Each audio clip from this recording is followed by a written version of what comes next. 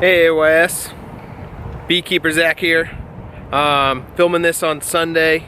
Just want to give a special shout out to all the moms out there. Happy Mother's Day. Gonna check on the mother of all of the bees in a bit. But first, I think I wanted to address the viral sensation that is the killer hornet. I've been getting a lot of messages about that as well, and I'm sure everyone has seen it on the news.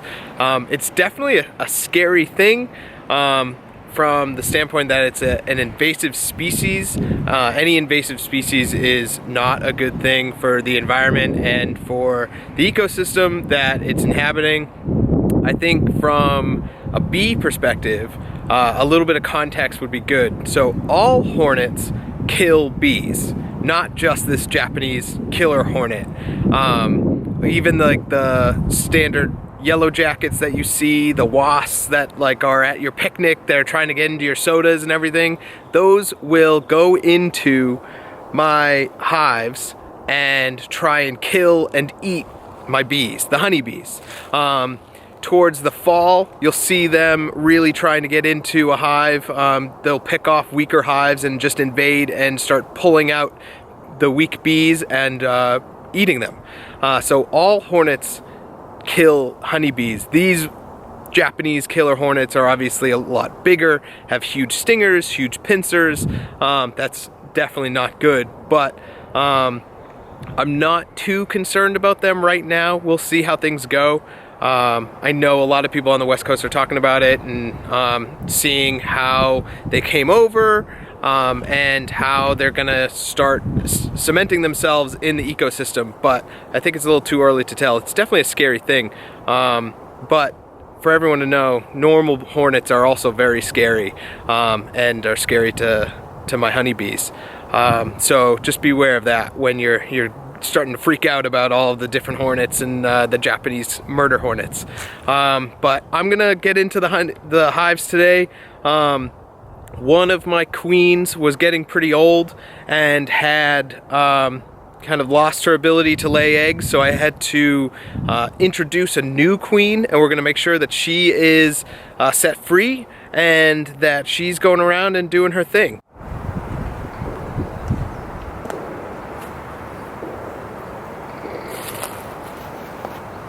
So as I'm getting into this hive, I wanted to talk quickly about getting into beekeeping. I know you all saw the video last week about Ryan getting his first thing of bees.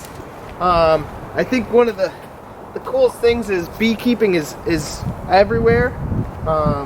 You don't necessarily know about them, but you can have them in a suburban setting.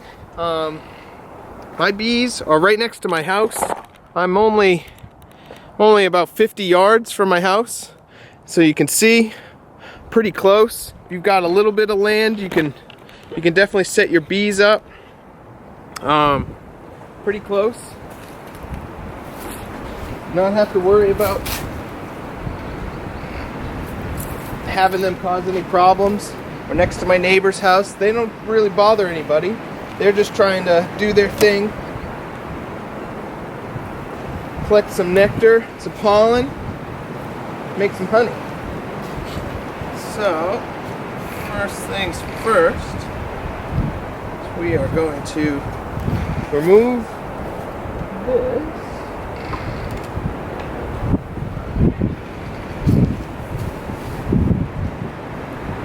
So last week I put what's called a queen excluder on the top.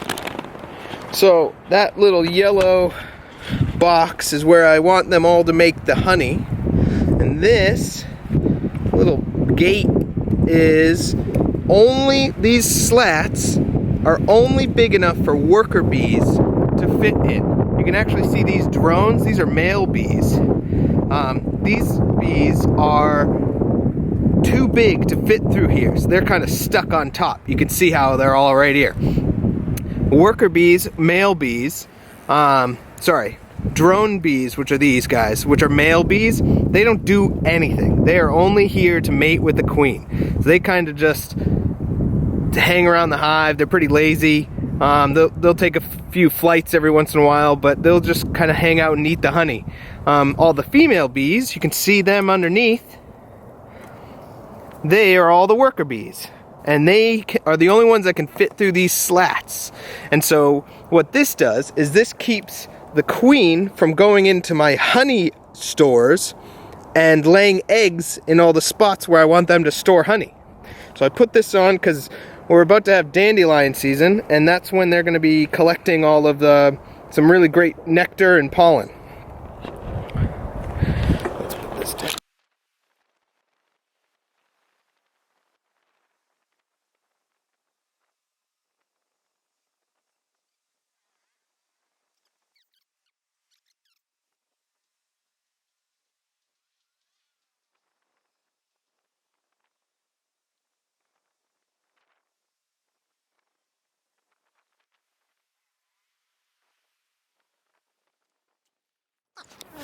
Queen's released.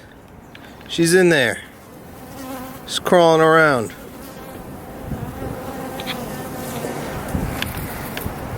Let's hope she does her thing.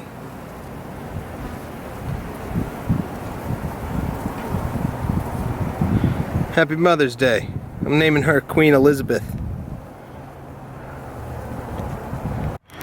Alright, so we inspected Queen Elizabeth, set her free, so hopefully now she's going to go in through her hive and the hive will accept her. So a queen releases a pheromone, and the hive all works off of that pheromone and identifies that queen as theirs. They'd previously had a different pheromone from a previous queen that had gotten old and couldn't lay eggs anymore. So now they need to accept her as their own, or else they're going to kill her. And then they're pretty much shooting themselves in the foot, because then they're going to kill her and not be able to make any more babies, and the whole hive will collapse. So it's a fragile thing, these hives. And that's kind of what beekeeping is all about. It's about manipulating the hive to help them in their situations, because they all depend on the different functions of all the different bees, and then having them make as much honey as possible. So hopefully they're going to accept her and let her lay some eggs and be the new queen. It's kind of like Game of Thrones. It's really crazy. Everyone's trying to kill each other, and if they were trying to make they could potentially take some of her eggs and make a new queen, which then that queen would emerge in about 25 days, 28 days, and then emerge from her cell and hunt the other queen within the hive, and they would battle, and whoever wins would be the official queen. So hopefully Queen Elizabeth, who I just put in there, is accepted, and I won't have to worry about it for the rest of the season. And she'll live for 2 years, hopefully, to be my queen for 2 years. So we'll see. We'll have an update on that. But right now, I'm gonna enter into Queen Cersei. She is my strong hive. She has had no problems. We've looked into her before. We're just gonna make sure that she is doing all right. All right. So that didn't go how I'd wanted it to. So what I did the other day was I'd put this queen excluder on to this hive, and I had thought that the queen was in one of these two boxes, and I put it here so she wouldn't be able to go up into here, and this is where they would make all of their honey. But she was up here, which meant she couldn't get down. So I had to take this off, and now I have to wait for her to migrate down into these boxes. I know that she was up here because I did it about 4 days ago, and I saw eggs in this box. Eggs are only eggs for 3 days, and then they turn into larvae. So that means that Queen Cersei was above the queen excluder, which I did not want. So now we have to wait, and now the unfortunate part is this is going to be full of eggs, and they're not going to have any place to really store all the honey that I want. So again, part of beekeeping is all about manipulation. You're taking an ecosystem and you're manipulating it to maximize honey production. Right now, they're going to be making honey in here, which I don't want, because this is more space for them to make a lot of more bees. And I want them to make a whole lot of bees in the next month or two to then start bringing in a lot more nectar and a lot more pollen, so I can add a couple more of these yellow boxes. These are called supers. I want to add 2 or 3 of them, and I want them to fill it up with honey. So it's not a big deal. It's a little bit of a setback timing wise, but we shall see. And then on Queen Elizabeth, like I said, hopefully she's accepted, and she starts laying eggs, and then this hive starts expanding as well. So we've got some pretty nice activity going on. Can we see this?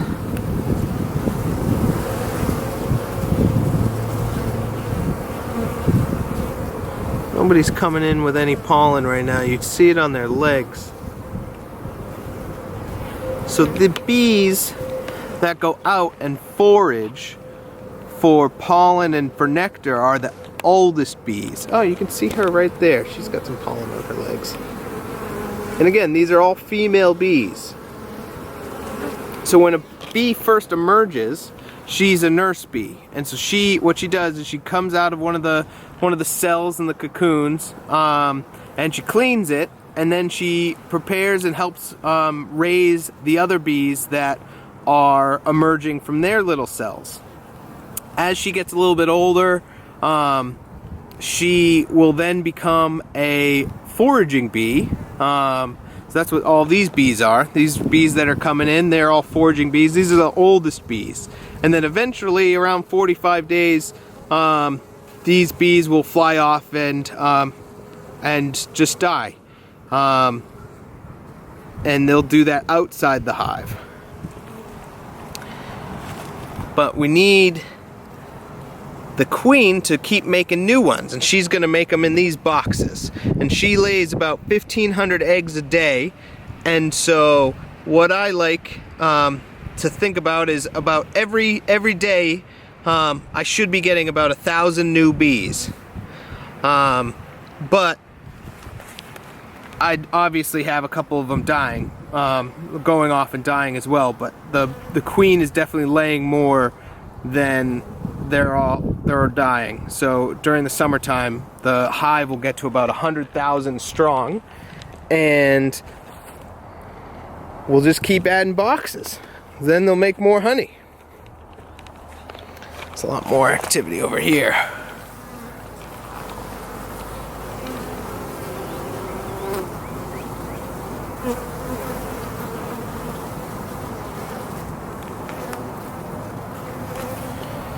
So yeah, we will check in on these bees in about a week or so to see how Queen Elizabeth is doing, making sure that she's been accepted and she's laying eggs. All right, thanks everyone.